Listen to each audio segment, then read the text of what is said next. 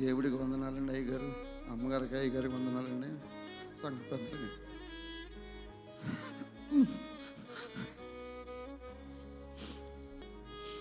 అమ్మ మొన్న ఆపరేషన్కి వెళ్ళానమ్మా నేను. ఇప్పటికి 10 ఆపరేషన్లు అయినాయి మీ కాల్కి.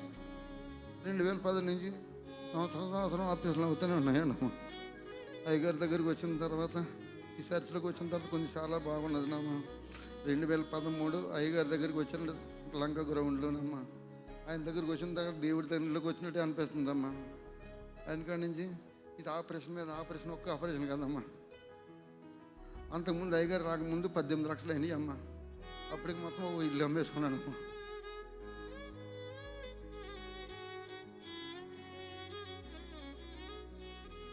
అయ్యగారి దగ్గరికి వచ్చిన తర్వాత మళ్ళీ 3 ఆపరేషన్లు అవన్నీ అమ్మ. 3 అయినప్పుడు ఆపరేషన్కి వెళ్ళినప్పుడు కూడా సంఘంలో చాలామంది సహాయం చేశారమ్మా. ఆడవాళ్ళు సహాయం చేశారు, మగవాళ్ళు చాలా చేశారు, అమ్మగారు అయ్యగారు కూడా చాలా సహాయం చేశారమ్మా. అదే కుటుంబం గడవకపోతే అమ్మగారు 10,000 రూపాయలు ఇచ్చి నాకు బండి పెట్టించారు, ఇడ్లీ బండి పెట్టించారు.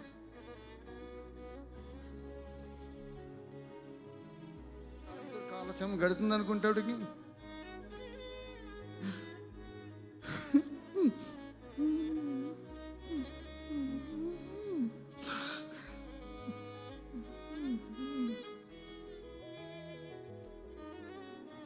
మన జనవరి 6వ తారీఖున నుంచి బయలుదేరామమ్మా ఆపరేషన్. కానీ దేవుడి దగ్గర ఆపరేషన్ చాలా బాగా అయిందమ్మా. ఇక్కడి నుంచి వెళ్ళేటప్పుడు నాకు 7,000 రూపాయలకి వెళ్ళానమ్మా. సంఘంలో నుంచి వచ్చిన అయితే నా దగ్గర 6,000 నాకు పింఛన్ వచ్చిందమ్మా. పింఛను సంఘంలో వచ్చిన 7,000, మొత్తం 13,000 పట్టుకుని వెళ్ళానమ్మా. అక్కడికి వెళ్తే ఖర్చులు సరిపోయినాయమ్మా డబ్బులు. ఆపరేషన్ 9వ తారీఖున పిక్ చేశారమ్మా. చేసిన తర్వాత అప్పుడు డబ్బులు ఏం కట్టకూడదు అన్నారమ్మా. అడిగేటికి లాస్ట్కి వచ్చేటికి ఎంఆర్ స్కానింగ్ అమ్మన్నారమ్మా. ఎంఆర్ స్కానింగ్ అని చెప్పి మళ్ళీ అయ్యగారికి ఫోన్ చేశారమ్మా. అయ్యగారు అన్నారు నీకేం పర్లేదు, ఆపరేషన్ అయిపోతే చక్కగా అవుతుంది అని చెప్పి అయ్యగారు అన్నారమ్మా. మళ్ళీ చెప్పలేడు కన్నా మళ్ళీ సీటింగ్ స్కానింగ్ చేయాలి, మళ్ళీ 10,000 అవుతాయి అన్నారమ్మా. మళ్ళీ రాంబాబు గారికి ఎత్తారమ్మ ఫోన్ ఎత్తే అయ్యగారు మీటింగ్లో ఉన్నారు, తర్వాత చేతను పాపరం అన్నారు. అవలేదమ్మా. వాళ్ళు ఆపరేషన్ అయినా నన్ను గెంటేశారమ్మ. నన్ను ఇంకా చేయననే చేశారమ్మా. డబ్బులు లేదు, ఇది 10,000 అదో 10,000 20,000 అన్నారమ్మా. నా దగ్గర లేవని అందరూ నేను చెప్పేస్తే నీకు అవ్వదంగా ఆపరేషన్ ఆపేశారన్నారమ్మా.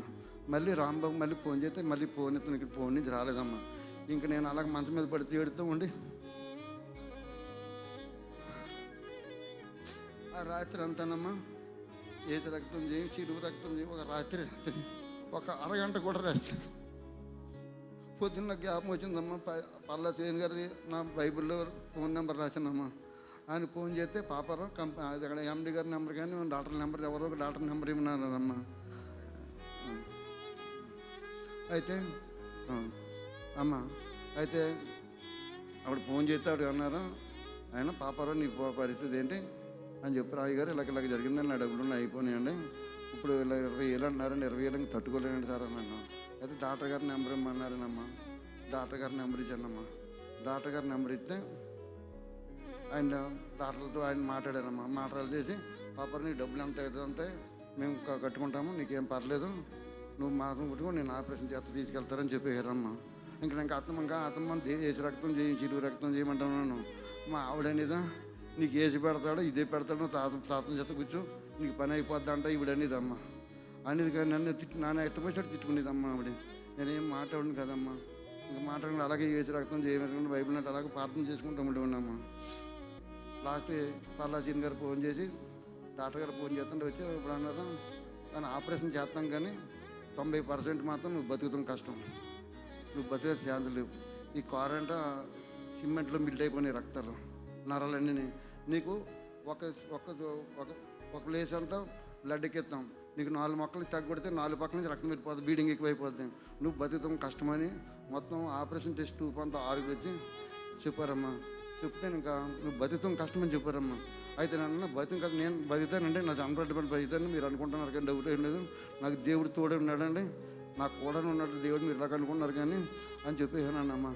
ఎలా పోతే భయ్యా మేము నీదంతా చిత కొట్టేస్తాం, ఇప్పుడు సిమెంట్ అయిపోయింది తోడిపోయి నరాలన్నీ తెగొట్టినప్పుడు 4 పక్కల తెగిపోతే నరాలు, నువ్వు బతుకుతాను గ్యారంటీ చెప్తే మాకంటే నీకు తెలిసాను. లేదమ్మా నా దేవుడి మీద పూర్తిగా నాకు నమ్మకం ఉంది, నేను బతుకుతాను అన్నాను. అది మొత్తం 6 8 మంది వచ్చారమ్మా ఆపరేషన్ థియేటర్ వాళ్ళు అందరూ. మా ఆవిడ చెప్పున్నారా ఈ తెచ్చిన పైలంతా చూపించి ఈ రకంగా చేస్తాం, ఈ రకంగా చేస్తే ఈ రకంగా ఉంటారని చెప్పారమ్మా. చెప్తుంది ఇవిడేం భయపడిపోయిందమ్మా. ఇవిడే ఉంటా చెప్తున్నాను అమ్మ భయపడిపోయిందమ్మా. అయితే నేను అన్నా నువ్వు భయపడవలసిన దేవుడు నాకు ఏ విషయం దేవుడు తోడుతున్నాను, నేను బతుకుతాను నేను కానీ నేను చాలామంది మేలు చేయగలుగుతాను, నా దేవుడి చేత చెయ్యంతాడని చెప్పేసి అలా చాలా అన్నానమ్మా. అలా ఇంకా ఎప్పుడైనా సరేనమ్మా 3 నెలల నుంచి నిద్రలేదమ్మా. 3 నెలలు కూడా దేవుడిని ప్రార్థించుకుంటాను అన్నానమ్మా. ఒక రోజున కాదమ్మా, ఒక గంట కూడా నిద్ర ఉండలేదమ్మా. ప్రార్థన చేసుకుంటూ ఒక అరగంట నిద్ర పెడుతున్నా, మళ్ళీ వెలుగు వచ్చేంత మళ్ళీ ప్రార్థన చేసుకుంటున్నామ్మా. తోడు ఇంతవరకు ఉండి నాకు చాలా మేలు చేశారమ్మా. ఇప్పుడు డిసైడ్ చేసేసారమ్మా వెళ్ళిపోమని. 19వ తారీఖున వెళ్ళిపోదాం అనుకున్నాం. 19 తెల్లారితే 19 వెళ్ళిపోదాం అనుకుంటాడికి ఆ నైటే నా భార్య చనిపోయిందమ్మా. అక్కడ అందరికీ తెలిసిన విషయమేనమ్మా.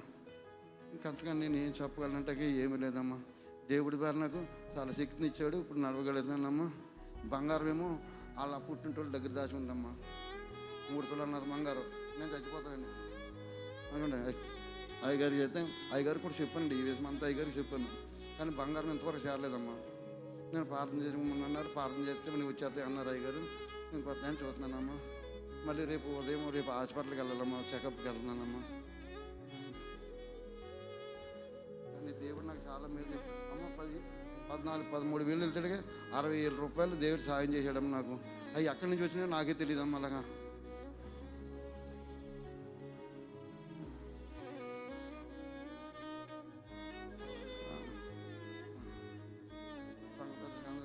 అయ్య గారు ఈ చిన్న సాక్ష్యం దేవుడి సాక్ష్యం జీవించబడగలను.